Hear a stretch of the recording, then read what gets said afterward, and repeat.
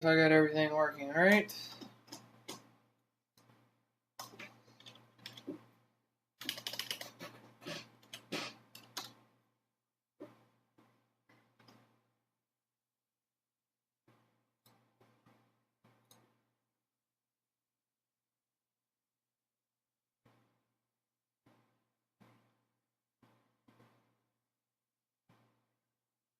Just making sure everything's correct.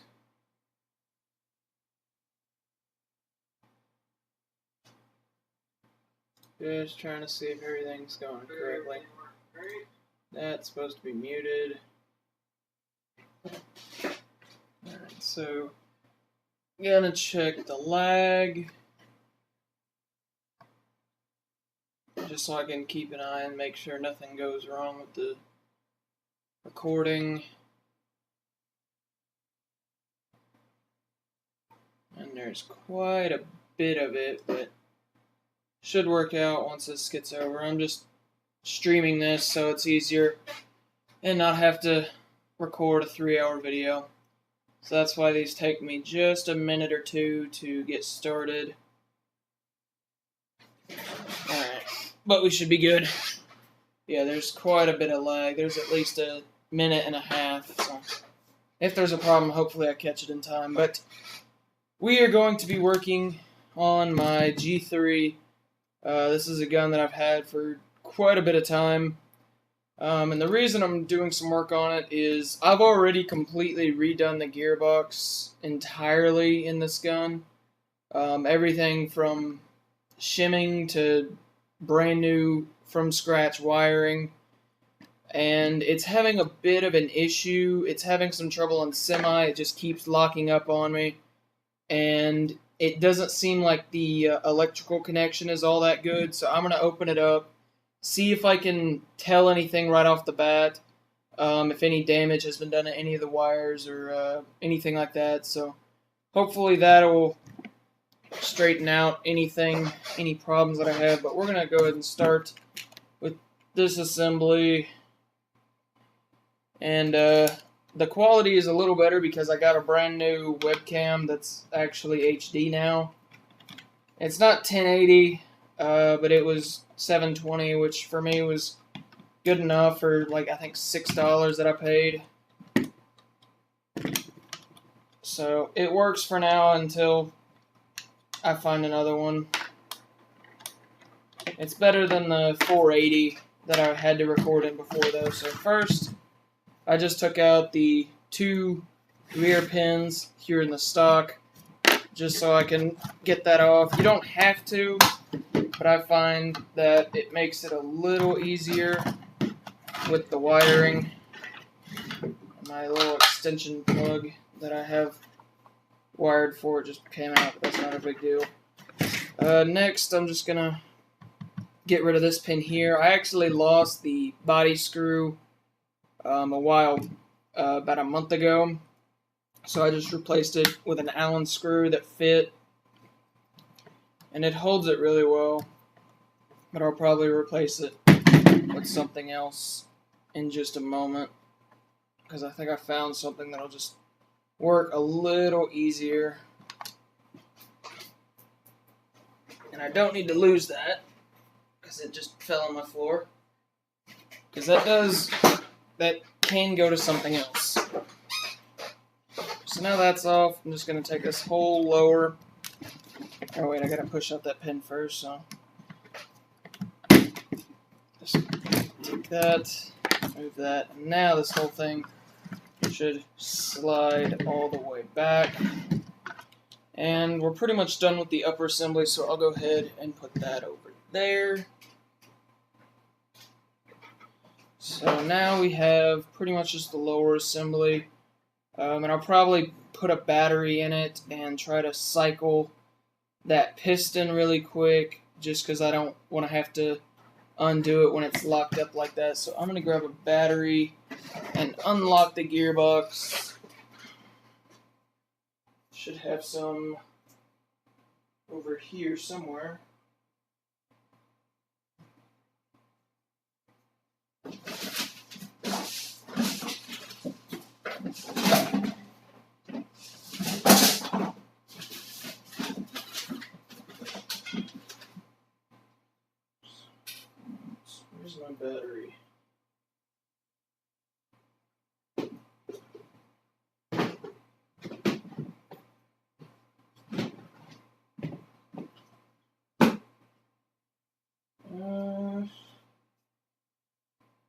put it in another gun. That's possible. Oh, yeah, I did. So I'll need to use an adapter. This one. Still not a problem. There we go. Hopefully this is powerful enough to unlock it, because I've had a bit of a problem with it locking up on me. So just put that in. See, that's what it's doing on semi.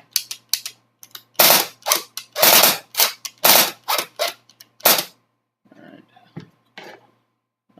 It's not fully unlocked, so...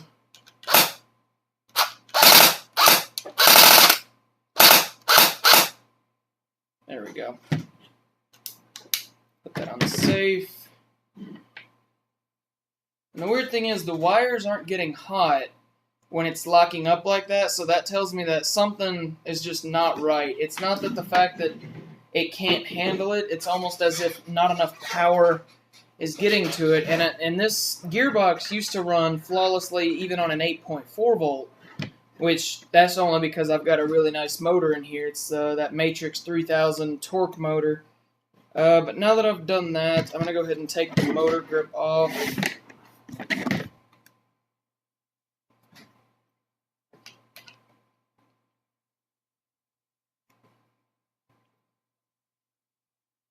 Just going to unscrew these Phillips head screws at the bottom of the grip.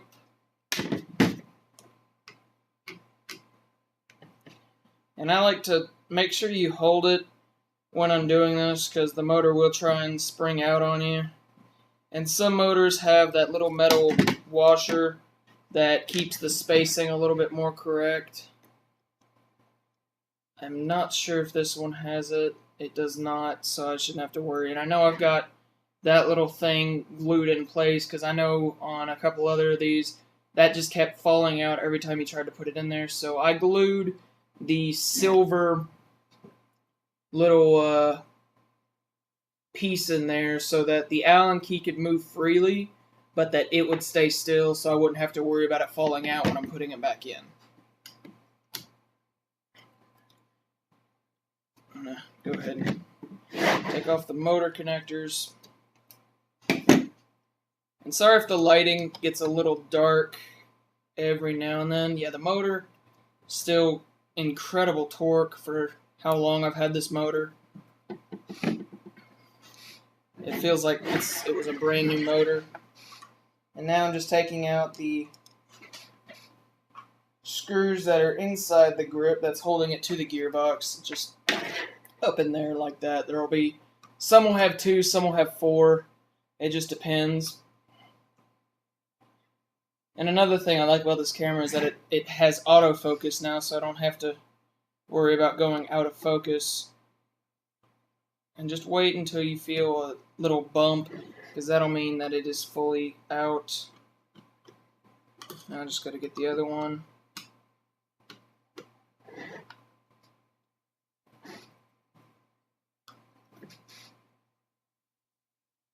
And same thing, as soon as you feel a little bump, normally that'll mean you're done and it's completely out. There it was. And then you can just take your grip and slowly slide it off, making sure not to damage any of your wires or anything like that. Oh, and make sure you don't lose the screws that were inside of your grip. The other one's still there. And also make sure you keep track of which screws go to what, because you can definitely mess up the threading a lot if you put the wrong screw in the wrong place. So now we have just the gearbox and the rest of the lower receiver. If your G3 is like mine, then your selector switch on the opposite side will either have a small Phillips head like mine does, because I got an aftermarket one because I stripped the original, or it might have an Allen key. I can't remember. I know the aftermarket one I had came with a Phillips head, but it's still extremely tiny, if you guys can see that. I mean, that's just how small that thing is. So you're going to definitely need a small screwdriver just to make sure that you don't mess anything up. Because stripping that is extremely easy. Like I said, I did my first one, and this one's already getting a little loose, but it's not too bad, so I might need to see if I can open this up and then tighten that back down in there. As soon as you get one side out, then try and keep the screw in its little black piece. It can fall out. It is not permanently in there.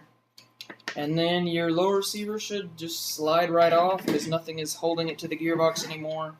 And this piece you will have to worry about when you're reassembling the gun.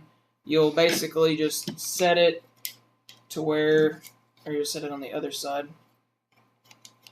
to where it fits in just like that with the rectangle side facing outwards. And you just want to have it at an angle as you slide the gearbox back in. I find it easiest if you have the rectangle going completely horizontal, and that way when it slides in, it doesn't try and move around that much. It might still do it, but it doesn't do it as much. So now I'm going to take a look at the gearbox. This is a modified Taurus version 2 gearbox that I got a while back. This is one of the best gearboxes that I've ever used as far as shells go. It's an 8mm shell, fully reinforced everywhere it needs to be, but extremely light everywhere else. As you can see, there's a lot of ports and everything cut out. And that really helps for a tech like me because you can sort of see things before you even open up your gearbox. It's really good for checking your angle of engagement. So that's really nice. Just make sure you have a good bit of light when doing it because your pistol, when it's fully forward, it'll end up right there. But it is extremely helpful to have a lot of these ports because there's one where you can pull the anti-reversal latch really easy. Another one, if you can check the tappet plate, and everything as far as that goes. So it's a really, really nicely designed gearbox. It's a bit on the pricey side for a shell, but it was definitely worth it in my opinion. Just because it is one of the only shells that I've had that I've never had a single problem with. But except for one thing, I noticed that when I bought this Angel Custom ribbed cylinder, this bore-up ribbed cylinder, that it didn't quite fit into the gearbox shell perfectly. So I had to take a Dremel tool and file down a little bit of one of the ends, not shortening it, but thinning it, just so it would fit inside of here. And I did that all along the outer edge. So the outer edge is not as ribbed as it used to be. It's still obviously ribbed, just nowhere near as much as it used to be. So that is one thing. Normal cylinders worked fine in it. The only problem I noticed was with this ribbed cylinder. So just keep a notice on that. I got mine to work, but it was after a lot of work went into it to do it.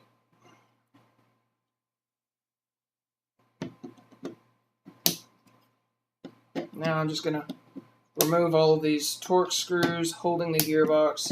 And when you buy the gearbox, it does actually come with a tool that's the perfect size for these screws, which is something that was really nice. Because as you can see, these things, I don't tighten them that often, or that hard, but they lock in really well. So these are really nicely full steel screws. You don't have to worry about breaking them or anything like that. Just make sure when you're loosening or tightening that you use either the included tool or this is a, what size is this? A T10 torque screw. So a size 10 torque bit is what this is. It is a metric, I'm guessing it's a metric style measurement, because I haven't really heard of that anywhere else. Plus, I don't know if anywhere else uses torque screws other than a metric system. Even though I like torque screws probably better than I do Allen screws, just because they are a lot harder to strip if you're using the right tool. Whereas Allen keys are a little easier to strip if you're just not, if they're extremely tight and you're having to force it. but that's why I prefer Torx screws or Phillips head or something like that. It's just easier. And Phillips you can easily strip, but I've found that most of the Phillips that I work with, that my little multi screwdriver that I have, either the small or large Phillips head bit, so like that or that, seems to work well enough. So that's not too big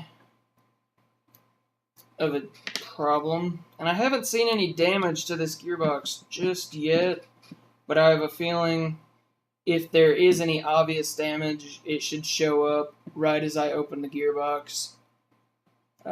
My first inspection is going to be of all the wires and the wiring and making sure that it's all correct. I need to make sure that none of my solder joints are just barely hanging on and things like that. And that's all the screws except for I have one here in the back as well, because normally with a buffer tube you would have a screw that goes in there and holds the spring guide in place. I just put an Allen key screw back there that's the threads of the spring guide, so that keeps it in place without having a buffer tube screw in there. You don't have to, but I found that if guns with the buffer tubes have it anyway, whether it's a front or rear wired gun, because that doesn't matter, is that they all had that for version 2 guns. So I figured I might as well, it would help.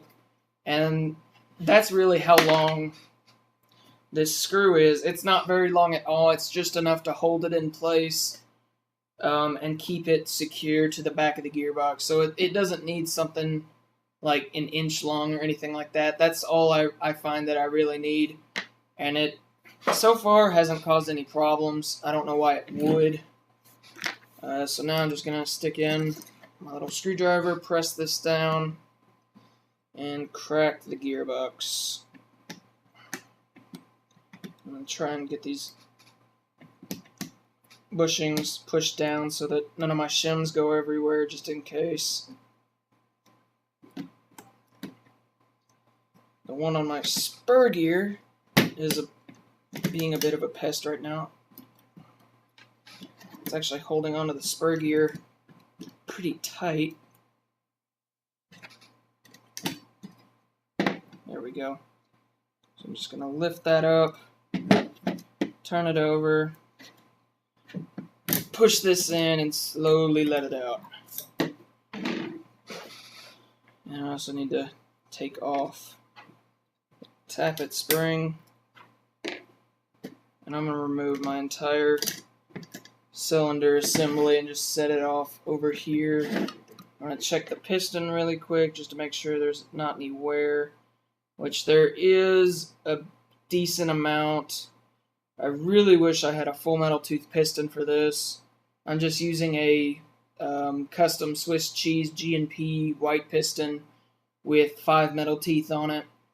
And it's worked for a while. I've been using that piston probably over a year or a year and a half now.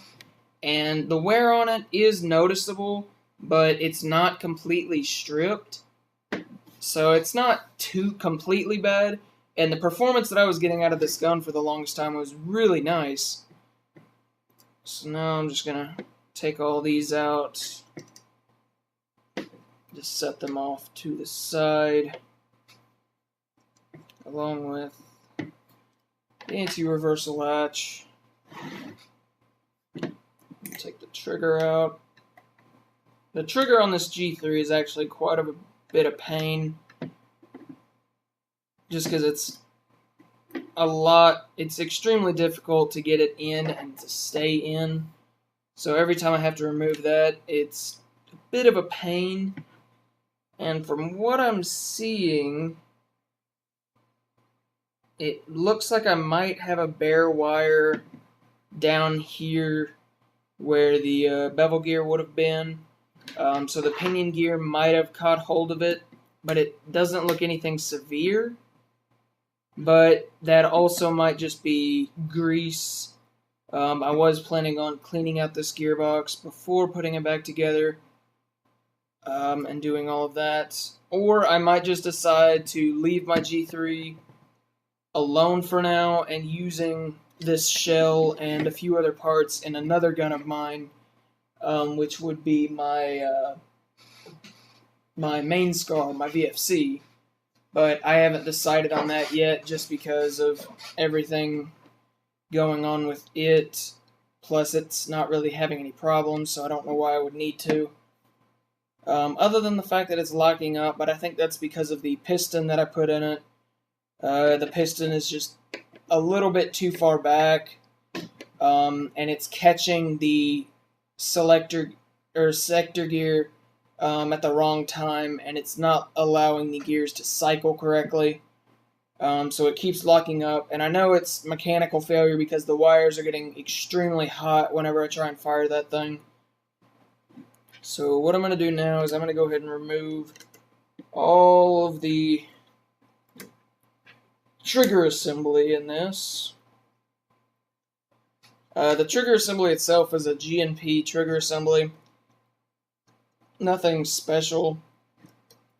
And the wires might actually be GNP. This might not be the gearbox that I did the custom wiring in, but that might mean that I need to, with everything that's been happening. I mean, I really can't see that much wear and why it would be locking up, because the gears look like they're in good shape. There's not any wear or any broken teeth on any of my new gears. The sector gear's fine. Both sets of teeth on the sector are good. So as far as immediate damage, I'm not seeing it. And that still looks fine. The cylinder looks like it's fine. I'm going to check the cylinder head just to see how that Zorbo pad held up. And there's a little bit of depression on it, but it's still perfectly fine. It actually came off a little bit, so it just means I'm going to need to re-glue it. That might be part of my problem, because I've been having air seal leakage lately. So I'm going to need to re-glue that, because it's supposed to be using a silent piston head with this cylinder head, because it's a bore-up cylinder head, because I got a bore-up kit. I don't have to scrape all this glue off, but I'll probably do that in a little while. And I'm not using the bore-up piston head. I just like the garter cylinder head a little better than any of the plastic silent mushroom types. And this was a bore-up piston head, so I figured I might as well use it. And the air seal beforehand was perfect, but I knew I started having a problem when the gun was only shooting about 200 FPS, and it was just dropping immensely. So, and obviously I knew there was a problem because of all of the electrical problems that I kept having, so I'm just going to pop that right out. Check it really quick. There was a tear right there in the wiring. If you guys can see that, I'll try and put it in the light, but it's clear off some of that grease. But right there was a bit of a tear. It looked like something got hold of the wire for a split second and just ripped it open. But it doesn't look like any of the wire inside has been broken, just the insulation, because these GNP wires do have extremely thick insulation on their wires, which some people, they like, but it can be quite a pain when getting it to work in a gearbox that is not a GNP gearbox. So as far as everything else, I'm not seeing anything immediately, at least. All of the bushings are spinning properly. The sector, or the selector plate, seems to be working. The safety latch is working. No visible damage to the gearbox shell, so that's a good thing. So that pretty much, it does confuse me a little why it's not working properly, but I have a feeling it had something to do with my Zorbo pad coming off of my cylinder head. I'll probably just need to use a different type of glue because my certain super glue that I was using was not holding this type of rubber very well, even though it's supposed to. And that could have had a impact on this connecting with the sector gear and making the angle of engagement a little bit off. Even though I'm not seeing extreme wear on the very back tooth, there is a little bit, and that does concern me. Considering the last time I had this gearbox open, there was no wear on the piston whatsoever, and it's only an SP120 spring. It's the Prometheus spring. Really nice spring in my opinion, and it doesn't have a ball bearing spring guide, but it is full metal, and it's using the whatever it's called, the ring washer type, I guess, but it's a real thick one, so it works well. And I put a set of other washers on there, a couple of stainless washers, just to decrease the friction. But if I were to say it was anything, it would have to probably be the piston, just due to the fact that there is wear on it. And if I know anything, then it's probably been causing a problem with the angle of engagement. So if I redo all of that, I'm hoping that this gearbox ends up being just fine. Because like I said before, there's not really any other damage that I can see. No wear or any kind of marks like that on the gears or anything like that. So I think it's going to be okay. Yeah, I'm going to definitely need some different glue because I just was able to rub it off of the Zorbo pad. So I'm going to probably get some different glue, either some rubber epoxy or what I was using was that Loctite professional liquid glue, which is what I use for a lot of things, but apparently does not work on rubber that well. So I'm going to need to get some other glue. I have some Gorilla Glue, but I'm not really wanting to try that. It's that Gorilla Glue that's activated with water, and that stuff puffs up really big, and I don't need any of that. I just need something that'll really hold rubber well. So I'll probably go to Walmart tomorrow and see if I can find something that would work, or look up something that works pretty well for that. I'm just going to see if I can get rid of all this crappy glue. I'm trying not to do what I just did, but looks like I'm going to have to, so I'm going to peel this entire piece off.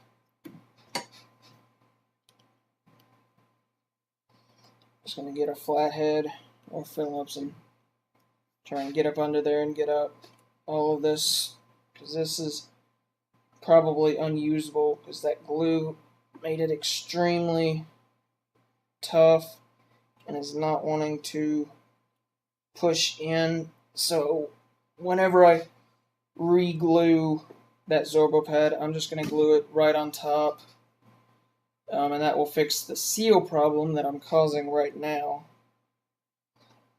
I'm pretty much getting rid of the original rubber that was on this cylinder head. Not the biggest recommendation of doing, but I have to because that glue pretty much ruined it.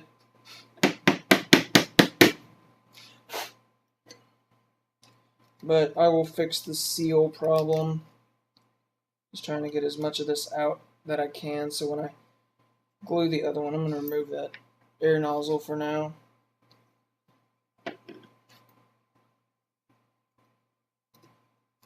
just so I don't damage it.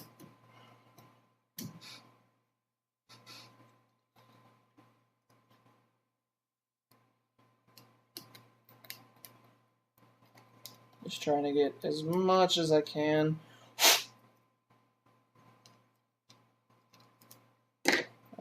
Where's my... There it is. Just gonna take this tool and scrape out the rest.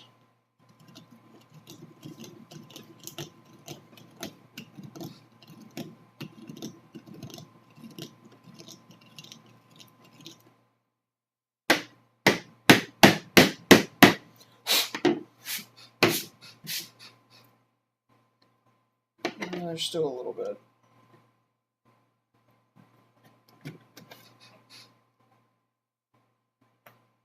There we go. That's the piece I wanted out. That was the real tough piece. But now I got rid of all of the original seal.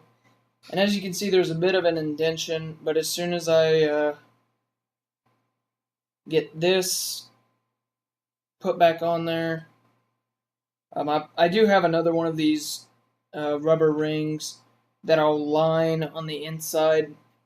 And then I will attach my Zorbo pad.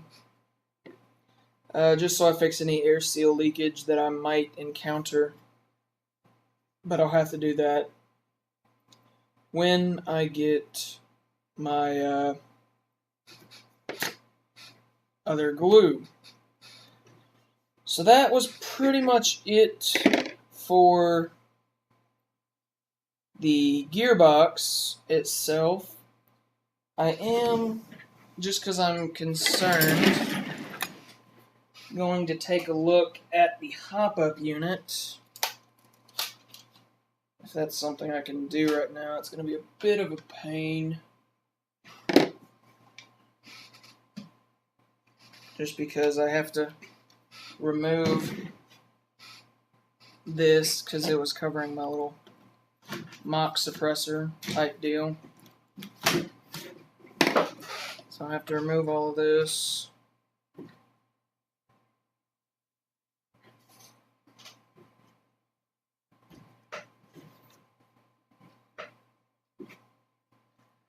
Try and get it all in one piece.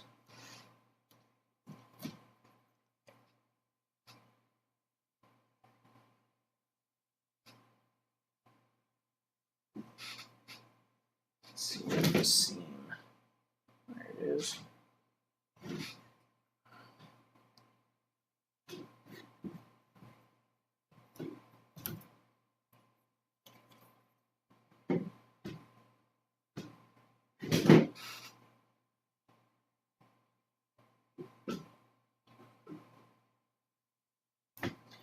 Actually, this would probably be easier with my knife. Let's see if I can grab this, 'cause I tried to get it to where this would slide off, but it does not want to be able to do that.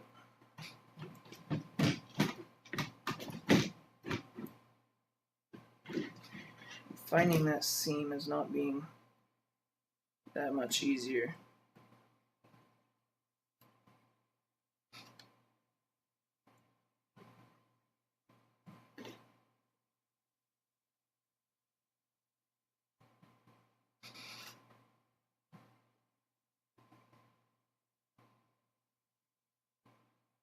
If I can grab it. There we go.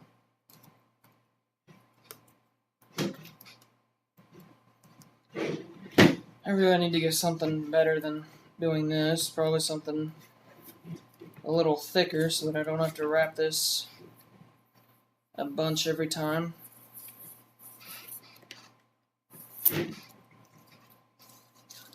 Because all that does is waste a bunch of electrical tape. It still won't fit through. It has to be completely flat just because that tolerance is very small. So I'm just gonna look for that seam.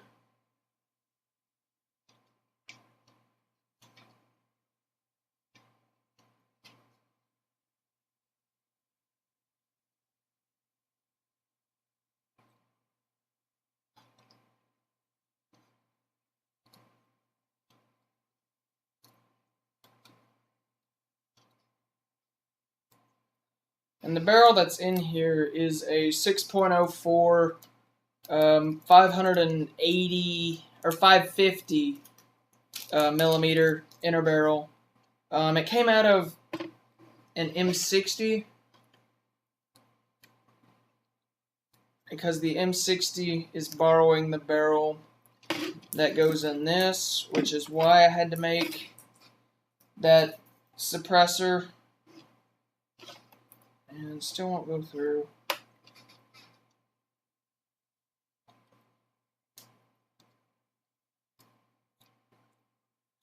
But I actually do really like the barrel that was in here because it was extremely accurate with its massive length. And it's a slight tight bore with it being a 6.04. It wouldn't be what I considered a true tight bore. Those have to be at least a 6.03, which is what used to go in here, but is now in the M60, just because we were looking for about a 485 FPS, and that tight bore gave it that last boost that it needed. So I'm going to check down the barrel real fast, make sure my hop up isn't jammed, and it looks like there's a BB up in there, so I'm going to push that out. It was a bit hard to push out. That might help explain some things, but it doesn't look like the hop up itself is jammed. So I want to see if I can pop this off, take out the barrel.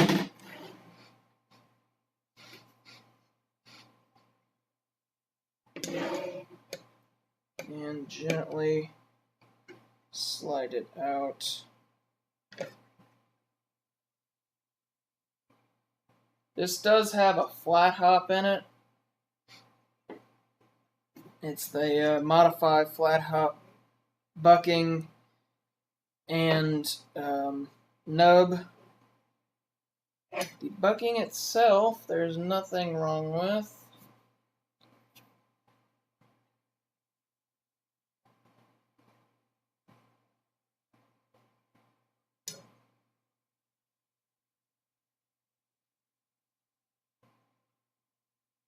Yeah, there's no oblong shapes where the bucking might have gotten jammed or anything like that. Bucking actually looks in really good condition. So now I'm going to check flat hop. Flat hop looks perfectly fine. I wish I had a concave flat hop, because the modified version is not a concave, whereas the maple leaf flat hop nub is. So the best option would be to go for the modified bucking with the maple leaf nub, but that was just a little bit more money than I wanted to spend at the time. And I think I've already done that to my main scar, but I just ended up using the nub that came with the bucking. And I think I just jammed the flat hop nub, so I'm going to stick the barrel in, check the fitting on it.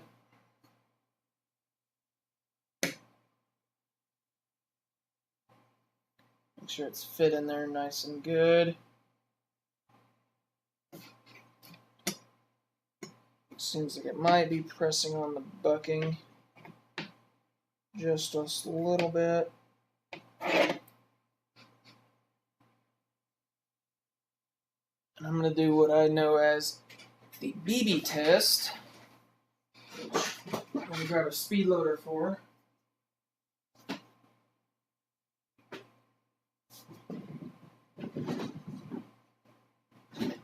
Preferably a speed loader with ammo.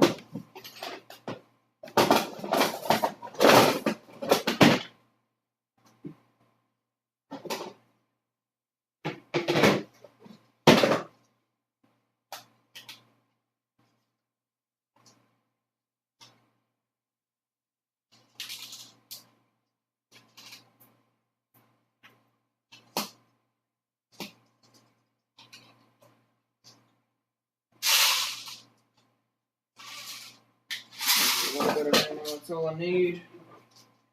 Just had to take it out of a mid cap. So I'm gonna just do what I do as the BB test. Hold the barrel.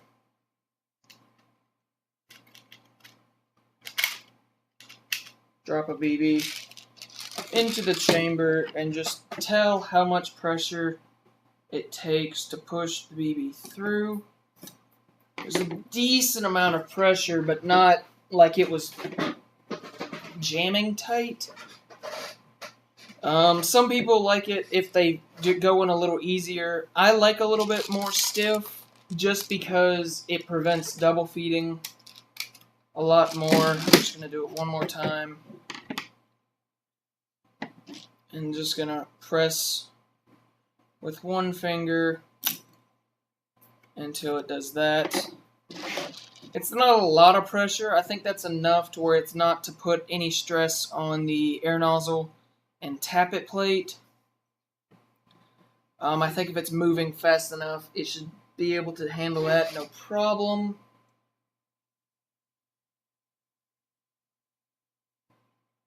Yeah, it doesn't look like there's any abnormalities about that. The barrel is completely straight. There's no bends in it. So now I'm just going to put the flat hop nub back where it belongs.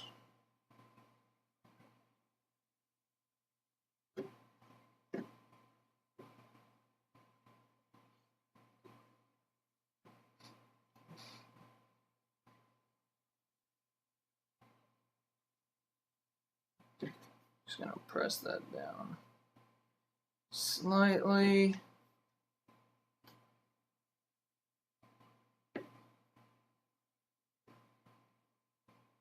There it is. Where's my screwdriver? Just had it. Apparently I'm blind. What did I do with it? Did I set it over there? I think I did. Oh, no, it's right here. Just need to move it back just a hair. Not too much.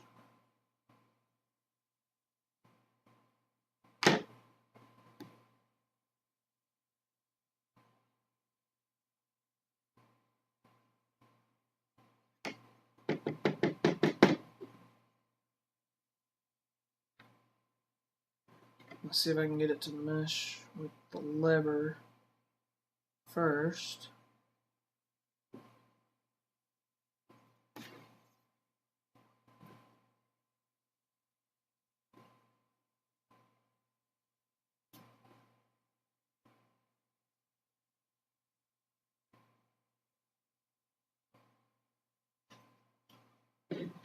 Okay. That is now good. Presses just like it's supposed to. Put the little adjuster. Actually, I need to put the clip on first. And it goes like that. Clips on nice and good.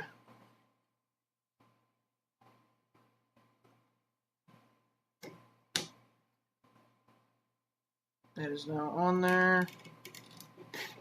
I'll check it with everything together.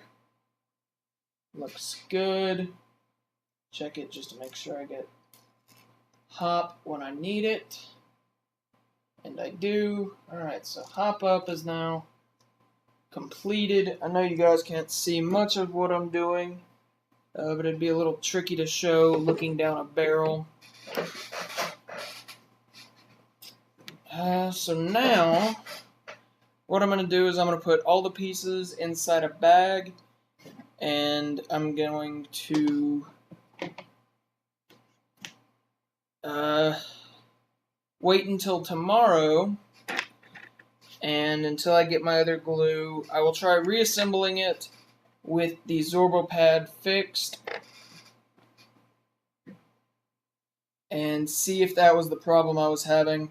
If not, also I'm going to put a heat shrink piece on here on the wiring and just make sure that everything is okay there. The trigger contacts look fine, nothing seems burnt or like it got overheated. So as far as electricals, there's no immediate damage. So I'm going to come back to this tomorrow, hopefully, and I might do another video of the reassembly process. Probably won't do putting the entire gearbox back together, but I will do a small video on reassembling the G3. Just so if you guys had any questions about that, they should be answered in that video. But I've been going almost now for 40 minutes on this gun, disassembling it, checking it, and doing all of that. So I think that's going to be it for this gun. I'm going to do probably 1 or 2 other guns right after this one. And those videos should be next in line for this one. But same thing, I don't know if I'm going to do a reassembly on those either. I'm just going to take them apart, see if I can see any changes or parts that need to be replaced immediately. Because right now I don't exactly have that many working guns due to mostly pistons. I really need to get a good set of pistons for all of my guns. Just because that's the one thing that I haven't really done. I think one of my guns has a decent full metal tooth piston in it. And I really need to get some other ones for the other guns too, because that's one thing I just haven't done because things like this were not something I had to deal with at the time. Probably going to get another spring guide, a ball bearing one for this gun, and put this one aside just in case I need it. I might get another set of gears for this gun. I've already decided, even though it was performing beautifully before the problems started happening, probably going to turn this into more of a backup style weapon rather than the primary that it was, sort of. Even though my SCAR is my main primary, this was a close second as far as the performance. The SCAR's got a bit on rate of fire and everything else, but this definitely had the power and the range. So I'm going to see if I can get this one just to working quality. I really would like to put this modified Taurus gearbox in another gun, because this gun was just a placeholder for this, because I didn't have anywhere to put it at the time. It was originally supposed to go in my backup SCAR, my classic Army SCAR, but I have since decided to change that because that gun is having hop-up problems and I cannot find a replacement hop-up for that style of gun, just because they're always either out of stock or discontinued. So if I can find that, I might do it, but it's practically triple feeding right now, so I don't want to put too much into it. So I might take the G&P gearbox out of that SCAR and put it into this gun, just because that gearbox performs really well as well, whereas this one is more of my custom gearbox, where a lot of it has been upgraded. Like, it had a bore-up kit all the way down to a jet nozzle for the G3s, and then brand new a lot of parts of this gun. It has my G&P 8mm bearings in it, which I find are really nice. Brand new, a lot of parts. Just probably the most money I've spent building a gearbox. Otherwise, I just get a G&P gearbox, stick it in a gun, and call it a day. But this has been my custom gearbox build that I've been working on. It's slowly getting there. It doesn't have the parts that I necessarily want it to have yet. Like, the gears that are in it right now are just a set of Garter, heat-treated, standard ratio gears. Actually, I think they're 18-1 gears, so they might be slightly high speed. I think that's high speed. It's whichever gear ratio is a slightly bit higher torque. because I know I was going for more of a torque setup with this gun. With this SP120 spring, the bore-up kit, and everything else, it was shooting 400 FPS or 409 FPS on a .25 gram BB, and it was shooting close to about 22 rounds per second with my Matrix 3000 motor and a 9.6 volt 3300 milliamp battery wired to Dean. And I dropped my speed loader. So that's pretty good as far as the parts that were in here and how they worked.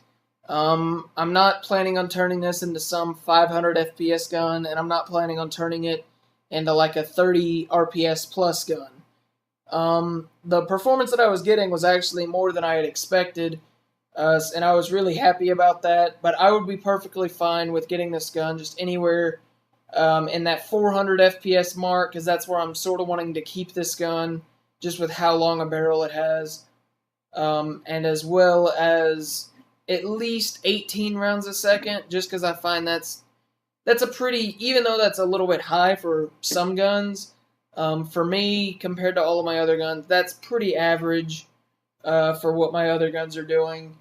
The only one lower than that would be my JGM4, which is completely stock, and I run it on a 9.6, and it gets about 15 to 16, somewhere around there, so it's not too bad. And it shoots about 350 on a .25, which I wish was a little higher, but considering I have not done a thing to that gearbox, and it's already had more than at least 40,000 rounds put through it. I mean, I'm perfectly happy with it, so I don't plan on messing with it until something breaks. But with this gun, I'll try and have another video up tomorrow about it. After this gun, I'm going to be working on my Classic Army Scar, as well as an A&K SR25, the same one that I worked on previously, but the owner is having a bit of problems with it feeding correctly. So I'm going to take it out and check the air nozzle and tappet plate, because even though it looked like it was going in and out of the hop-up just fine, it might have slipped off of the notches on the tappet plate on the inside, so it could still move back and forth, but that could also be to the fact of the tappet plate pulls it in, whereas the air pushes it back out. It could be any number of things. I've had it happen before on other guns, so I'm going to check that. If it's not that, I'm going to check the hop-up and just make sure that the BBs are able to go into the hop-up assembly. Probably going to do that before I do the gearbox, but I might have another video up on that. I'll disassemble the upper and lower half, check the hop-up, and if it's not the hop-up, I'll probably do a video. If it was the hop-up, I'll just mention that it was that in another video, just in case anyone had a similar problem with anyone they know that has that gun or anything like that. But anyways, thank you guys for watching. I hope you enjoyed the video. I'm going to get some gameplay footage here done in the next day or two. I was able to record some at Resurrection this past weekend. So I will have some gameplay footage coming up. It might not be too exciting except for a couple parts, just because I kept getting pinned down a lot. But there definitely is a couple of interesting parts out of that gameplay. So I'll upload those as soon as I get the footage from a friend of mine whose camera I was borrowing to get that footage, and I will put those videos up, as well as some updates on a few things like Armageddon and things like that. I do start college at the beginning of next week, so videos as far as gun work will still happen, but they're probably going to be around the same schedule that they've been going. They're not going to speed up anytime soon, just because I'm not going to be able to work on guns that often. But since I have this new camera now, I will try to definitely get some more videos out there. And I will try and get those up as soon as possible. With any of my tech videos, I know these seem really long, but it's because they're completely unedited. I live stream them here on YouTube just so I don't have to put 3 hours worth of content for some of my videos on my hard drive and upload it separately, because that takes a lot of time rendering that I don't have. Whereas this, as soon as I get done live streaming, it gets recorded and instantly to YouTube. It doesn't record it on my hard drive. It just sends it straight to YouTube, and then the only thing I have to wait for is processing, and that gives me enough time to put in the description and things like that. But that's going to be it for this video. I hope you guys enjoyed watching. I hope it was informative. Realize it was a little long, but that's just how I do things. These guns take quite a bit of time to do this, as well as talk to you guys and try and answer any questions you guys might have if you're having a similar situation or a problem that you guys may be occurring, or maybe just finding out something that you didn't already know about a gun that you or one of your friends might own, that might help answer some of your questions, like if you were going to buy one or anything like that. I realized this was a custom built G3. The original base was a JG G3 RIS, which is pretty much the same as just their normal G3s, except it has a rail system. That's pretty much the only difference in it. It's a full plastic body with a metal rail system and metal outer barrel and all that. But I like it. It's nice and light. I didn't really have a preference for a metal body over the plastic body, just because that would have been much heavier. And considering I use this more of as a DMR, I really did not care that much about it. But if you guys ended up watching all of this video, thank you. You didn't have to if I got to a question that you had and answered it and you quit watching, or if you're at this part, you know what, I'm just going to quit talking now because it's 5 in the morning. I've been up all night, and I think I'm just going to cut it off here. So thank you guys for watching. I hope you enjoyed the video. Be sure to hit subscribe for more. I'm going to have some gameplay videos coming out real soon, like I said. More tech videos and more airsoft tank videos real soon. So keep an eye out for that. And I'll see you guys next time.